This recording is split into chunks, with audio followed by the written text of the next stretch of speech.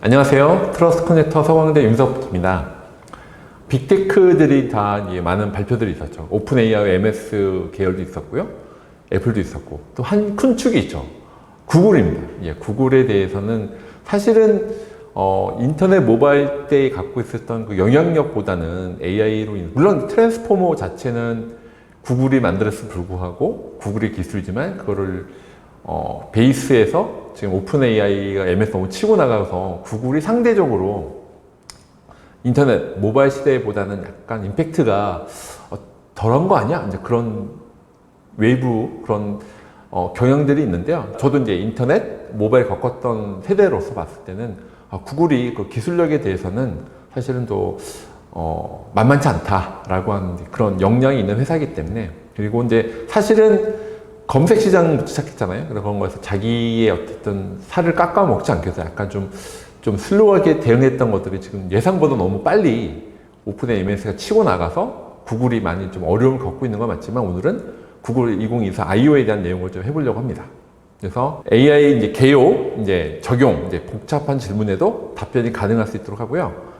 검색 결과를 이미지, 동영상 등 다양한 형태를 보일 수 있습니다. 검색 부분에서 이제 지금 원래 검색 강좌였는데 이런 것들이 나오고요. 포토에서도 사진 속 정보를 AI가 분석해서 이용자 질문에 답변할 수 있는, 그래서 갖고 있는 뭐 검색, 포토, 그리고 워크스페이스 안에서는 이메일 요약, 이거는 여러분들 많이 좀 활용하실 것 같은데, 이메일 요약이라든지 PDF에 대한 핵심 내용을 분석, 그리고 AI에 출연한 안내, 그리고 제미나이 라이브에서는 생성형 AI와 음성 대화, 그리고 프레이트 아스트라가 이게 좀 오늘의 말씀의 핵심적인 부분인데요. 텍스트, 이미지, 영상, 음성을 보고 듣고 처리하는 AI 비서, 구글 2024 I/O가 이런 것들을 이제 전체적으로 이제 요약하는 오벽으로 보시면 될 것 같습니다. 그래서 말씀드린 구글 2024 I/O에서 프레이트 아스트라가 가장 핵심적인 부분이었어요. 데미스 하사비스 구글 딥마인드 CEO가 프레이트 아스트라는 단순한 디지털 비서가 아닌 AI 에이전트를 구축하는 과정을 설명했습니다. 제가 몇 번 AI 에이전트 말씀드렸죠. 갖고 있었던 업무 프로세스 자체가 짧게 쪼개져서 오는 AI 에이전트 경제 말씀드렸던 것처럼 프레이트 아스트라는 단순한 디지털 비서가 아니야.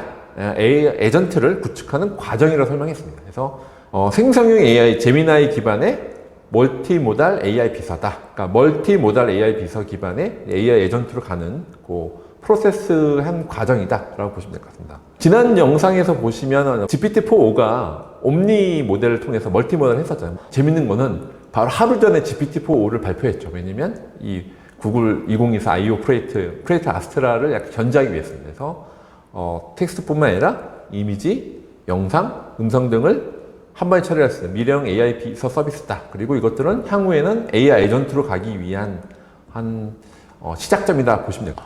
그래서 프레이트 아스트라에 대한 부분들이 이렇게 실제 영상을 보시면 뭐 강아지와 이제 인연을 갖고 이제 처리하는 것에서 구글 글래스를 통해서 하는 부분도 있었고요.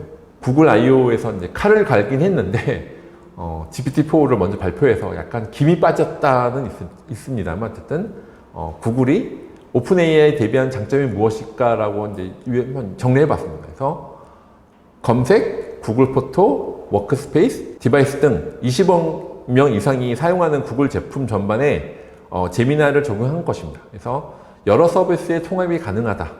이미 구글이 많은 아까 말씀드렸지만 20억 명 이상이 사용하는 구글 제품 전반에 제미나이를 적용해서 갖고 있는 유저 베이스에서 생태계를 확장해 나갈 것이라고 얘기를 하고 있는 것이고요.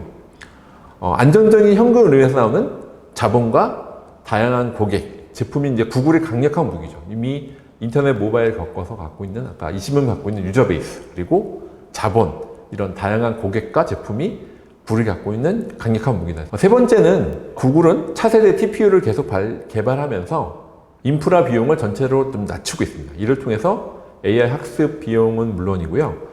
고객들에게 제공하는 제미나이 API 비용도 낮출 수 있습니다. 그래서 이건 어떤 얘기냐면 TPU, 텐서플로우, NPU 같은 TPU에 대해서 개발하면서 구글이 소프트웨어만 하는 게 아니라 TPU에 대해서 직접 개발하면서 인프라 비용을 다운시켜서, 그래서 이걸 통해서 AI 학습에 대한 비용뿐만 아니라 고객들이 돈을 내는 API 낸 가격도 낮출 수 있다라고 하는 세 번째 오픈 AI 대비 갖고 있는 강점이고요. 네 번째로는 오픈 AI보다 이제 가격으로 서비스 제공할 수 있다. 그래서 제미나이 1.5 프로의 비용을 절반으로 낮춰서 GPT-4보다 30% 저렴하고요. 제미나이 2.5 플래시는 오픈 AI의 가장 저가 모델보다 훨씬 저렴하다 해서 갖고 있는 퀄리티가 유사하다고 하면 당연히 고객 입장에서는 당연히 이렇게 가격이 싼 것들에 대해서 바이를 하잖아요. 약간 자본의 힘이기도 하죠. 사실 이런 인프라라든지 이런 거 다운시켜서 일단 프라이스 관점에서도 고객이 바이할 수 있게 만들겠다라고 하는 겁니다. 다섯 번째로는 이제 영화가 있죠. 만들기 위한 과정에서 오픈 AI에게는 최대의 약점, 바로 테오의 데이터 접근이 불가능한 것입니다. 그래서 그녀에서 인간 테오가 AI 사만다와 사랑에 빠져 있었던 거는 사만다가 그 누구보다 테오를 잘 알 수 있는 존재였기 때문에 이게 사랑하게 된 거죠. 하지만 스마트폰이나 PC 등 하드웨어 기반이 없는 오픈 AI는 개인의 데이터, 정보를 확보하기가 쉽지 않습니다. 반면 구글은 우리의 이메일에서부터 캘린더, 비밀번호, 유튜브 검색까지 모든 정보를 갖고 있죠. 영화를 보면 이제 그 주인공이 빠졌던 거는 정말 나를 잘 이해하고 있죠. 그렇기 때문에 사랑에 빠졌던 건데 오픈 AI는 그런 고객 갖고 있는 데이터는 좀 약하다는 거죠. 저도 이제 구글 서비스를 많이 쓰고 있는데 여러분들도 많이 쓰고 계실 거예요. 갖고 있는 저희 모든 데이터라든지 갖고 있는 컨텍스트를 다 구글이 잘 이해를 하고 있어서 그걸 베이스로 AI 서비스가 되면 웨이브가 바뀔 수 있다라고 하는 부분입니다. 사실은 저도 이제 공감하고 있는 거는 구글 서비스가 이제 사실 온 디바이스 안에 갖고 있는 나의 모든 컨텍스트가 있죠. 그것들을 갖고 있는 강점들이 있어서 그걸 온 디바이스 AI라든지 나만의 AI 에이전트를 활용하는 부분은 구글도 오픈 AI 대비 분명히 장점이 있다라고 저도 이제 동의하고 있습니다.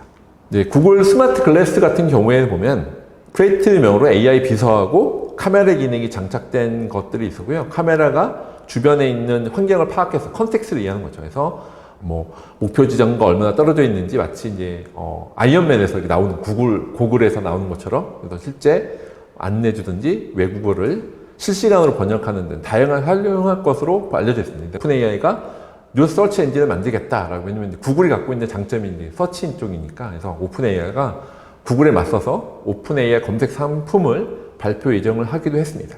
그래서 검색 엔진에 대한 구조는 저희가 일반적으로 많이 쓰고 있는 크롤링에서 갖고 있는 데이터베이스가 있는 거죠. 그래서 서치 쿼리에서 이제 부분들이 있는데 이 서치 쿼리가 이제 도전받고 있는 항목이 있는데요.